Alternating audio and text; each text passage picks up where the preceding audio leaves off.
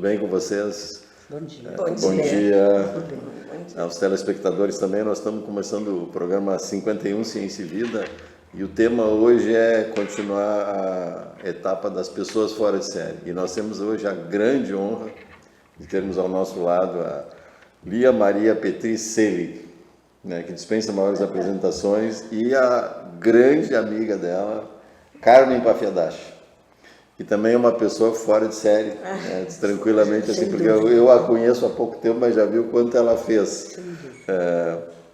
A Lia é uma pessoa assim que ela fez praticamente tudo, é professora, diretora, delegada, política, mãe, esposa, comerciária, o que vocês quiserem, ela faz. E ela é um grande pé de valsa também, né? Então a gente já percebeu. E a gente agradece muito a presença. E a Carmen é professora, diretora, educadora, professora de pós, sei lá, um escambau assim, né? Ambas são pessoas atuantes, tiveram na EFICA, na PAI. Então assim, eu não vou, diretora da cultura, eu não vou entrar agora nos méritos, senão a gente perde muito tempo de programa. E o nosso foco agora é 2 programas. O primeiro programa falando da Lia, ou seja, de quem é a Lia, para a gente poder conhecer melhor. E o segundo em cima, focando o legado da Lia Selig, os pensares dela em relação, principalmente à educação, a questões políticas e comportamento das pessoas e tudo mais. Então eu e a Carmen temos aqui o prazer e o dever de puxar o que a gente conseguir de melhor aqui para poder... Vamos com calma. Deixa eu começar pela Carmen. Por que a Lia Selig é uma pessoa fora de série? Fora de série é uma expressão que identifica a singularidade da vida da pessoa. Então, a Lia, na sua singularidade, é uma pessoa dinâmica, uma pessoa amiga das suas amigas, tem muitas amizades, ela tem um forte laço familiar também, ela é muito amorosa no âmbito familiar também. E é uma pessoa que tem uma empatia muito grande, né? Faz esses movimentos de ajuda aos asilos e tudo que está ao alcance. Às vezes as pessoas buscam na casa dela, né, algum auxílio, e ela sempre tem uma palavra, ela sempre tem um apoio. Então, assim, eu vejo que pela estrada dela, né, é uma pessoa muito dinâmica e envolvida com a comunidade, envolvida com as amizades. Ela tem muitos parentes também, né, que isso assim são laços que ela preserva. Isso é uma grande qualidade, porque ela promove a união dessas pessoas, né? São vários laços que ela tem de amizade, de família, então ela une assim as pessoas, né? Como é que tu te descreve, Lia? Foi bem interessante de ouvir, Carmen, sabe? Porque às vezes a pessoa dizendo assim, né? Eu fiz até um exame de consciência. Passou em todos? Passou, acho que sim. Mas eu te agradeço até a referência que tu tiveste com relação a mim. Te respondendo assim, ó, eu me considero, a pergunta foi essa, né? Fora de série. Eu me considero assim, ó, uma pessoa que fui beneficiada por Deus, porque eu tenho muita fé, eu acredito muito em Deus, e tudo que eu faço não pode ser somente meu, não sou eu que faço, alguém me faz fazer, sabe? Porque eu acredito no que eu faço, muito. Eu tenho assim, até às vezes eu me considero um pouco assim, mas não vai dar certo. Não, mas vai dar certo sim, porque eu vou. Eu tenho muita força de vontade, muita. Uma força de vontade incrível, mesmo com, às vezes, não tão saudável em termos de saúde física, né? Eu me esforço e vou e faço. Então eu me considero assim, ó, forte, uma pessoa forte. Que algum momento da vida tu pode nos contar para os amigos que estão nos assistindo, assim, que demonstra essa tua força diante de um desafio muito muito complicado, vamos dizer assim. Até posso, tenho exemplos vários. Eu, quando fui mais jovem, quando tive meus filhos, minhas filhas, eu passei uma fase de doença bastante grave, né? Porque, na verdade, eu tive 6 filhos, né? 3 filhos estão comigo, graças a Deus, e 3 já estão no céu, né? Então, mas foram 6 gravidezes, e naquela ocasião eu tive uma doença junto com a gravidez. E os meninos não vingaram, porque é uma doença chamada hemofilia, em que a mulher é portadora dessa doença. E eu, como tenho uma irmã da minha avó materna que teve isso, eu herdei dela, na família, a única neta que herdou da avó essa doença fui eu. Então, os meninos não vingam. Não vingam? Não, só as meninas. E eu, além de tudo aquilo que eu passei, eu continuei, eu era na ocasião, no último menino, eu era diretora de escola, né? Então, eu era diretora de escola, estava esperando o terceiro, e aí já começou a dar complicação e tal. Então, eu me considero muito forte, porque eu não me entreguei, sabe? Com certeza. Eu sabia que eu tinha aquilo ali, mas eu sabia que eu queria fazer aquilo lá, entendeu? Então, assim, eu procuro ser forte. Hoje ainda eu tenho essa coisa assim em mim que eu preciso, se eu me proponho a fazer alguma coisa, eu vou em frente. Que momentos tu lembra que demonstra essa força da Lia? Assim, pode também nos contar. Eu, na época, nós trabalhávamos juntas, ela era diretora, eu como professora, e realmente foi um momento bem delicado, bem difícil na vida dela, porque não só o sofrimento da perda do bebê, como de uma doença assim, que poderia ser muito pior do que foi, graças a Deus. E né? que outro momento, que outro evento tu possa te lembrar? Além deste. De sofrimento. Não, de força, de vontade de conseguir enfrentar questões assim, bem difíceis. Na questão, ao longo do tempo, na questão da saúde, ela sempre reage, né, compatível não com a bola, cura. Né? Ela é muito resistente, emocionalmente, ela não se entrega, né? E é por isso que, né, ela consegue. E assim, muitas conquistas, né? Que a gente julgava impossível, não, mas isso não vai dar certo, e no fim as coisas acontecem, né? Pela sua força, pela sua tenacidade e por agregar pessoas junto, né? Sim. Então, tu és uma professora eterna, a vida inteira professor, mesmo sempre ajudando, tá? E na tua vida enquanto professora, assim, o que tu gostaria de falar algum momento? Eu, na verdade, concordo contigo, eu acho que eu já nasci professora. Sim. Porque a gente morava no interior, meus pais, e eu nasci no interior, nasci em Salvador do Sul, que na época era Montenegro, pertencia a Montenegro, né? Os meus brinquedos eram todos relacionados à educação.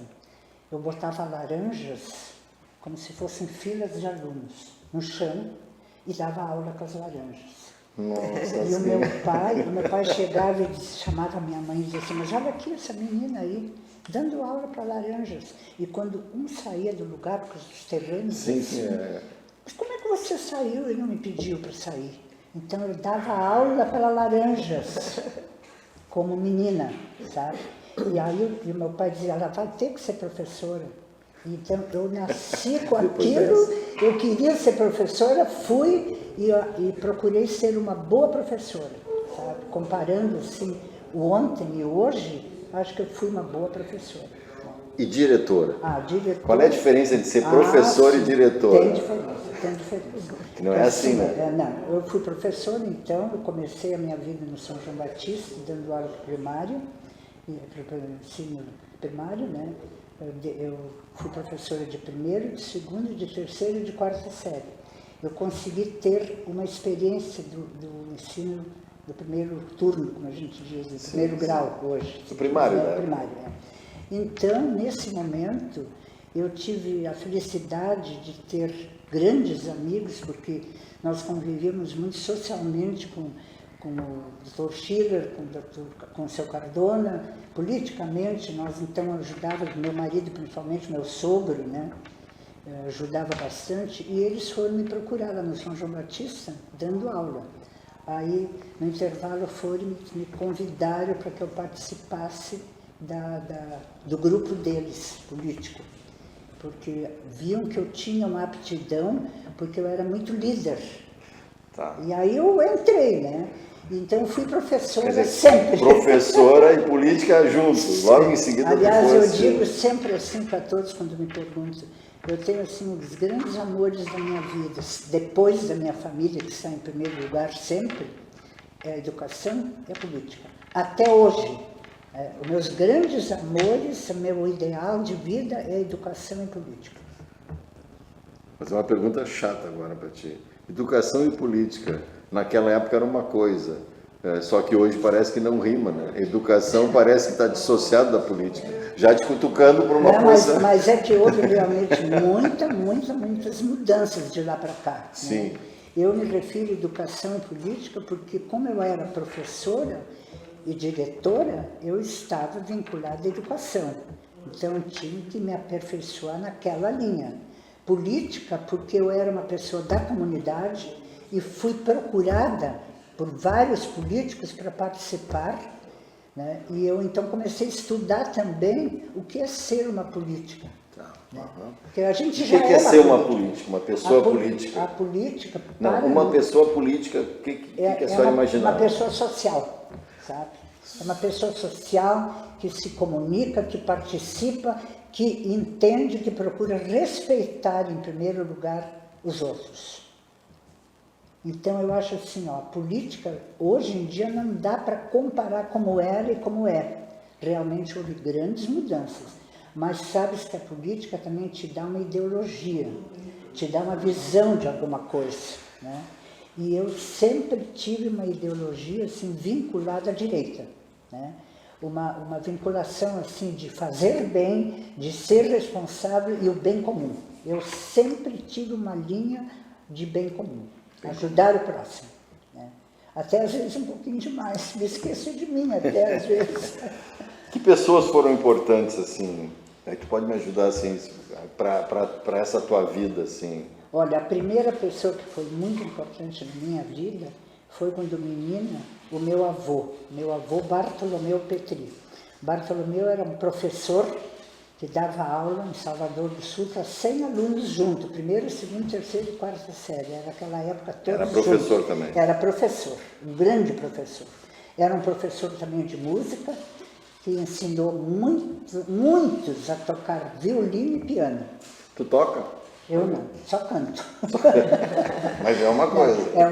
Eu não aprendi, porque o meu pai tocava violino e depois casei com o Rui, que também tocava violino. Isso era uma tradição, né? Era uma tradição. Uma tradição. O violino e o piano, né? Mas vou dizer que nós tínhamos piano também. Até hoje, não faz muito tempo que eu não pude mais ficar com piano, que era o piano da época do meu sogro, que tinha mais de 100 anos. Né? Então é assim, né? Eu vinculei muito a possibilidade de ser... Depois do seu Bartolomeu, quem é a pessoa? Bartolomeu, depois eu com a função de escola, também eu tinha um professor que eu sempre admirei muito, que era Egídio Finkler. Professor Finkler, eu tive aula com ele, fantástico. Ele era meu vizinho em Parisi, quando menina, né? E era ao mesmo tempo depois professor, também me inspirou bastante. Então, aqueles dois me ensinaram, assim, me motivaram. O Finkler, a minha visão, tá? Ele era disciplinador, mas ele conhecia muito bem, parecido com a senhora, pelo jeito. Muito, olha. Sabe tudo, mas é que nem as laranjas. A laranja não pode sair do lugar. Sai do lugar, leva a laranja. Mas realmente o Finkler foi um grande professor. Até quando depois eu fui convidada a ser secretária de Educação do município, já então pelo prefeito Roberto Cardona, o Finkler era o secretário. E ele foi meu professor, então ele veio e disse assim para mim, estou muito orgulhoso, você vai me substituir. Não, ninguém substitui ninguém. Você é o professor Fiedler e eu sou a aluna Lia, né? Eu não vou te substituir, eu vou demonstrar o que eu posso fazer, como você mostrou. Então, ele me ensinou também e me motivou a aceitar aquele cargo. Muitos vinham para mim e diziam, tu não te mete, guria, pelo amor de Deus. Isso na Secretaria da Cultura e Educação e Cultura aqui. Educação e Cultura. Eu fui secretária do prefeito Roberto Cardona. Como é bom escutar uma pessoa que fala a nossa língua bem falada, bem feia. É ou não é?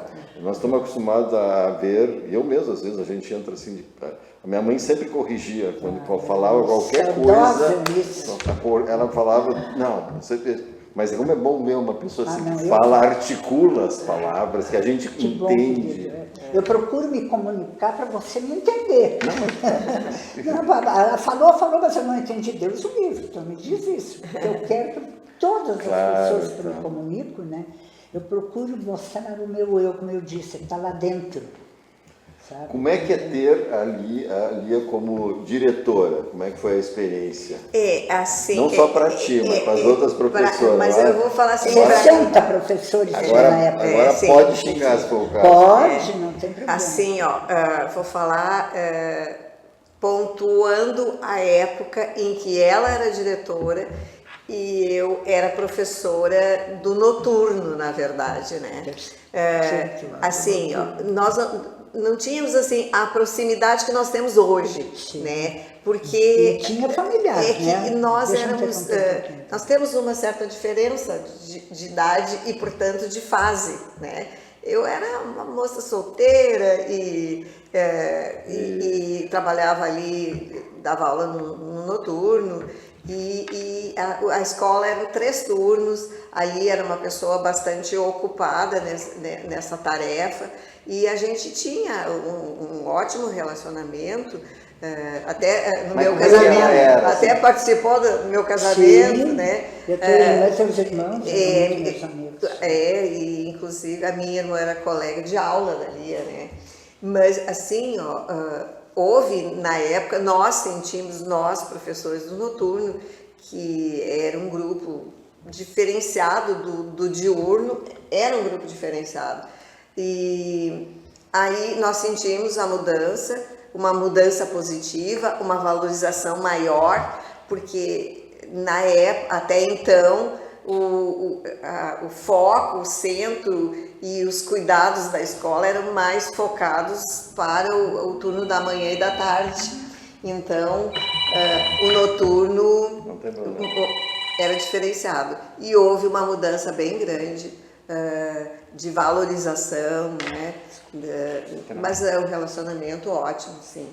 Uhum. Ela era daquelas que deixou. Qual é a marca que ela deixou em vocês, na escola? Assim? De organização, de competência, né? De administração, né? Uma marca positiva, assim. Chamava atenção quando vinha os livros ponto mal preenchidos, aquela história toda. Mais ou menos. Quando prometia não entregava o trabalho na hora certa.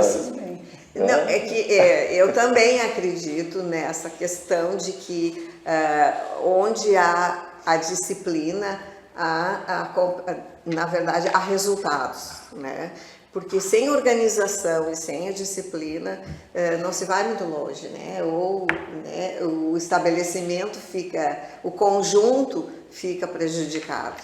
Então, todos têm que acompanhar essa linha, né, de organização e de disciplina, assim. Como é que é, Lia, ser uma mulher forte num momento onde ainda existia assim uma dificuldade da mulher se posicionar, ser aceita, ser ouvida, né?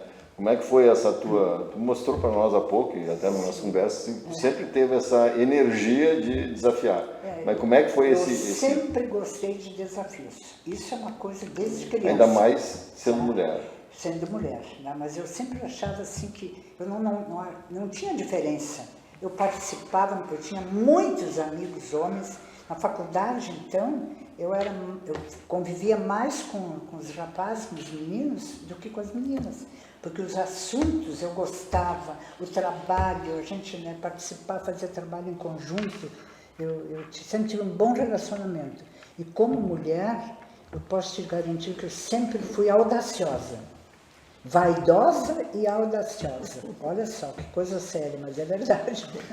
Nunca te passou, por exemplo, assim, as mulheres, falando no comparativo, Sim. a mulher hoje, ela, porque eu sou inferior, sou maltratado, tu nunca deu bola para isso, nem passou pela tua Nem cabeça? me senti assim, Pois até é. um pouquinho sem vergonha, porque eu achava que, não, eu sei, eu vou para deixar que eu faço. Muito parecida com a minha Muito, véia, porque assim, muito, mas- feminismo nada, cara. Não, Ela eu sai me fazendo sei. e deu. Então assim, acho que como é bom ver assim, porque é uma pessoa que se sente igual, as pessoas percebem como igual. Não tem ficar... Não, eu nunca fiz essa diferença Parabéns, entre homem e Juliana, mulher. parabéns. Não. E eu achava assim que se eu estava me propondo a fazer aquilo ali, eu não importava se era mulher, né? E na época era um pouco difícil às vezes, porque eu lembro, para dizer verso, por exemplo, desde o primário, olha só, eu lembro assim que selecionava, dia 7 de setembro, isso aqui, então vamos fazer esses versos. Fulano, não, os versos já colhia, eu era uma menininha, então os versos eu tinha que dizer, sabe? Porque eles sabiam que, além de ser metida no sentido de eu enfrentar, eu sempre gostei de desafios, de enfrentar, né? Eu me dedicava para aquilo, né? Então, assim, ó, me davam confiança e eu procurei corresponder às confianças que me deram, em toda a minha vida profissional e também pessoal. E a Casa Selig? A Casa Selig, que é agora hoje o meu grande amor, né? Porque ficou. E tu trabalhaste lá? Sim, eu comecei a minha vida depois que então eu saí da escola, eu vim a Montenegro e tal, daí conheci o Rui no Clube Rio-Grandense, que é outra história da minha vida, né? Que Tem que fica falar 2 horas falando. tô engatilhando pra pergunta. 2 horas falando sobre o Clube Rio-Grandense, né? Mas assim, ó, eu trabalhava com o Rui na loja. E um dia eu cheguei para o meu sogro, que era um grande do comércio, um grande homem também, o Sr. Edgar Selig. Eu cheguei para ele e disse assim, eu não quero mais trabalhar aqui, eu queria me pedir demissão. Mas o que é isso, minha nora? Isso é o futuro de vocês? Como é que tu vens me pedir demissão? Eu era funcionária dele, né? Era funcionária da loja. O Rui e eu, né? E aí ele disse, mas por que tu queres sair? Olha, eu tenho vontade de continuar meus estudos. E aqui, com o filho pequeno, né, ter que ajudar, que eu era a única que entendia alemão. Aí ele disse, mas eu não posso te liberar, porque vem o colono, tu que recebe. Porque eu falava alemão e não entendia alemão, né? Tinha muita freguesia do interior. Certamente. Né? E aí ele dizia, não, mas eu não posso te liberar, eu te dobro o salário. Te dou 3 salários. Me fez proposta de qualquer jeito. Eu dizia, não, mas não é isso que eu quero. Eu quero estudar, quero fazer faculdade. Mas a senhora volta e meia estava na loja, né? Nunca abandonou. Até hoje. Não, porque eu me lembro que de ir na loja com a mãe e sim, tu estava isso lá. não, Eu me lembro do Rui e dela. Nunca me desliguei, né? Basta dizer que hoje estão minhas filhas, né? E a nossa loja vai fazer 100 anos, o ano que vem faz 100 anos, né? De loja.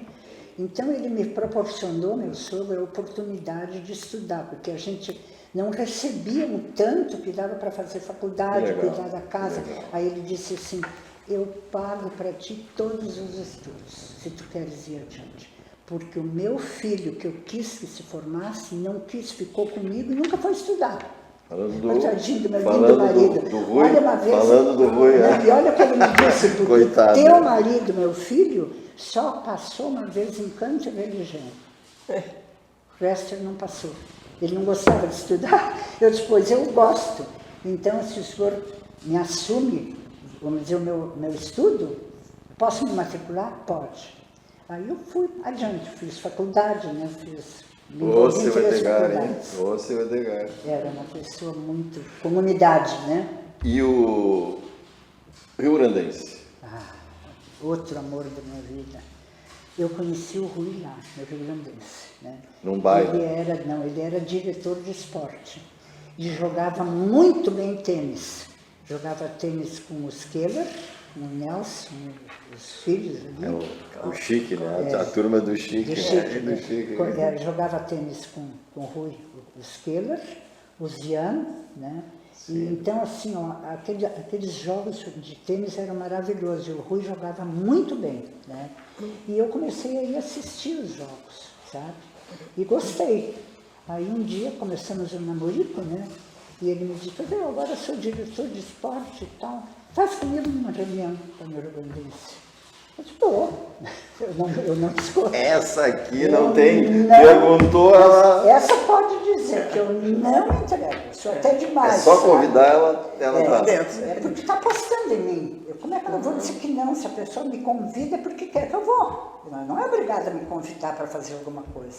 Mas se me convidou, eu sigo. Eu não entrego. Eu vou. E eu fui e assisti às reuniões com ele. Comecei a dar palpite, para variar, né?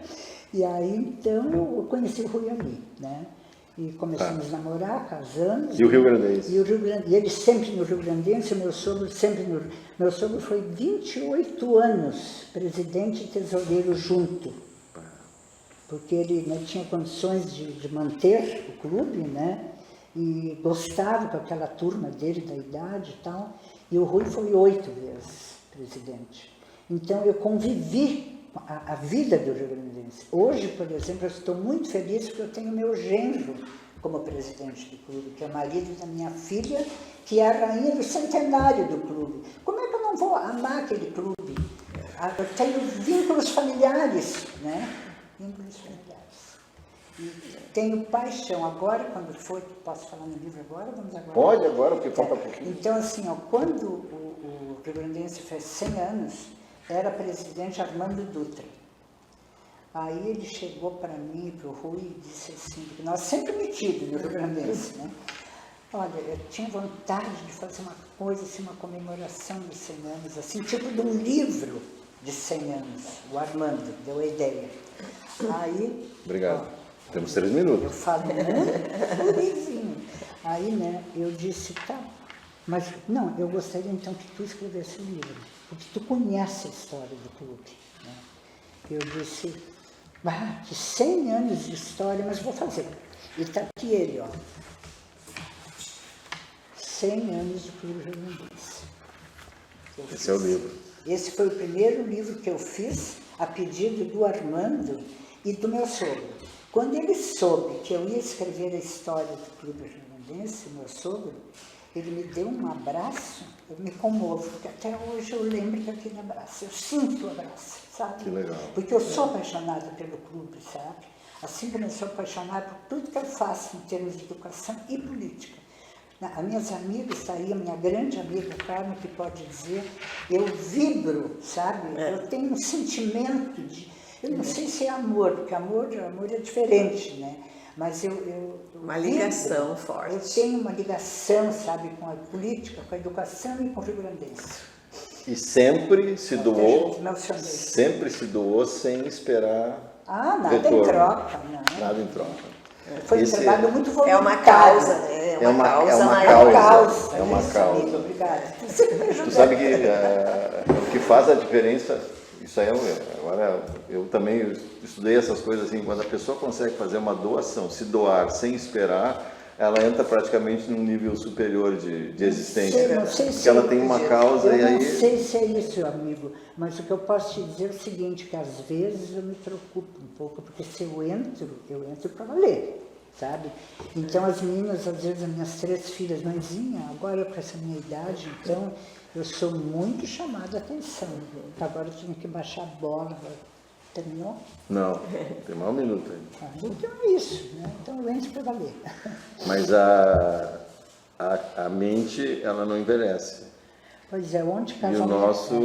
Posso fazer um comentário? Claro. Eu ontem vi na 0 Hora a coluna do Carpinejar.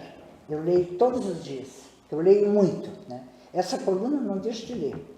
E ele dizia assim, que a infância não termina nunca. Nunca.